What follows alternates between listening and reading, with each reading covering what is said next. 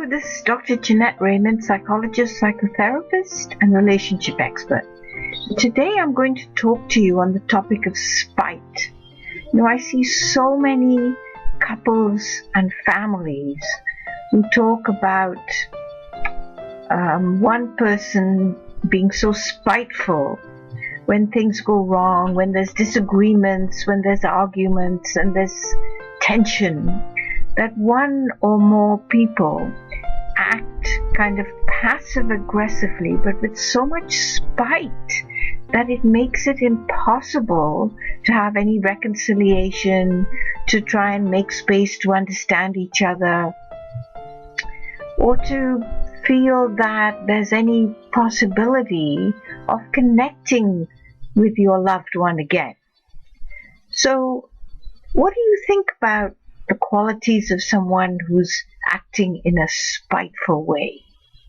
Where are they coming from? Why do they do this? What's in it for them?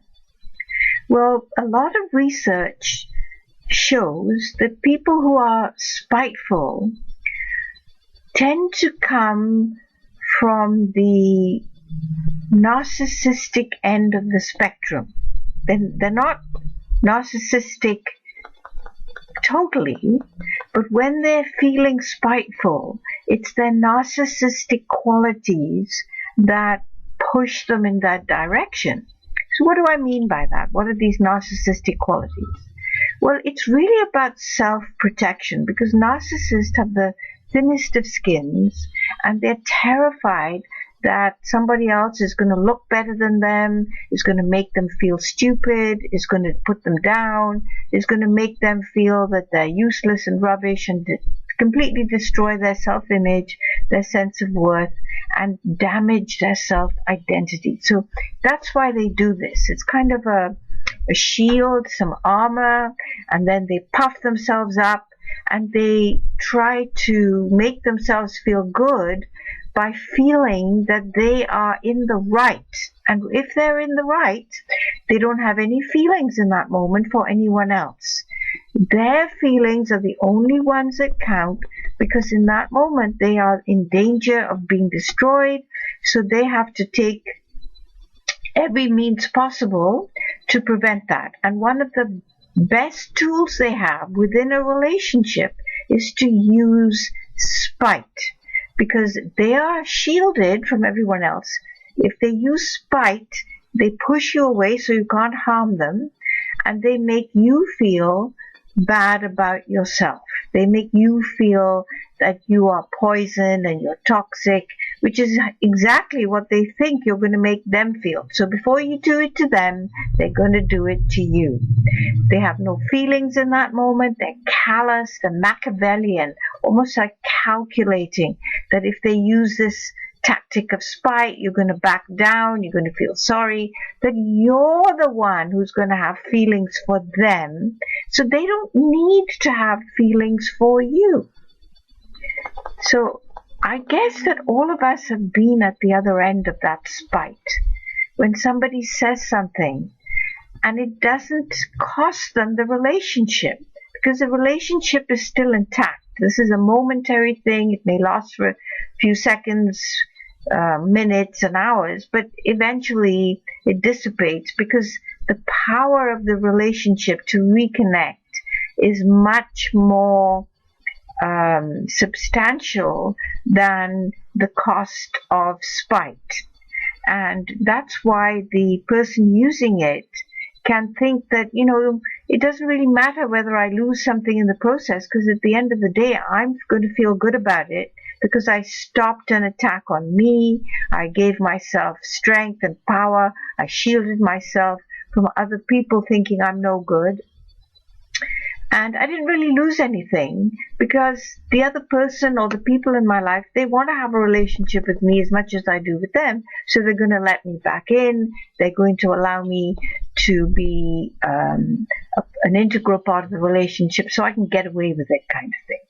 But the reason I'm telling you this is because when you're under the attack of someone who's using spite, you can very easily feel nauseated by it, that you don't want to have anything to do with them. You can't believe that somebody can be so mean, so spiteful, so calculating, so manipulative, and so uncaring, as if you don't have any feelings. The reason they're doing that, to dehumanize you, because if you're not human, they can't care about you, so that's what they do. The reason they're doing that is because they feel so insecure and they need to protect themselves at your expense. So if you remember that, you will be able to stop that cycle of destruction where you feel bad, where you kind of buy into their way of describing you, and you don't get too badly wounded by the spite.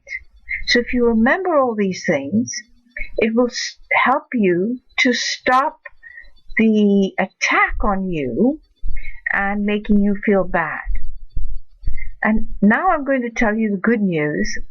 If you're not the one using spite, then you are likely to have a lot of guilt. So if you've done something wrong or you've hurt someone inadvertently, you're going to feel guilty. And that's because you care about the other person, right? So that's the good news. So if you become spiteful all of a sudden, you will regret it, you'll feel guilty, but you won't feel ashamed. And the shame belongs to the spiteful person, because shame is all about how you feel. It's not about how you, whether you care about somebody else's feelings or not. You don't care what you've done to them, how they feel, whether you've made them feel bad or anything like that. You only care about yourself. So the person using spite has no feelings, they're calculating, manipulative, and they feel ashamed of themselves for using it in time.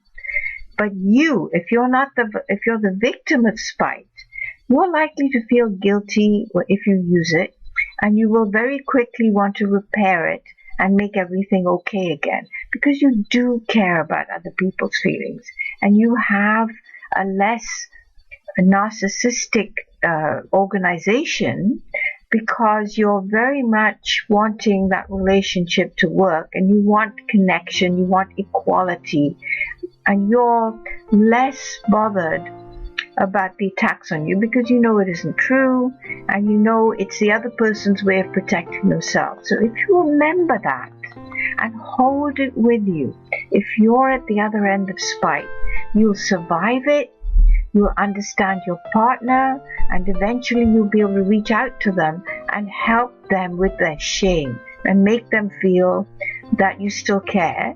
And then you can teach them other ways of trying to protect themselves that don't involve spite. So I hope that was helpful to you. Let me know what your experiences are of spite, what it did to you, and what it did to its relationship. I'd love to know more about your experiences. Looking forward to hearing them. Bye for now.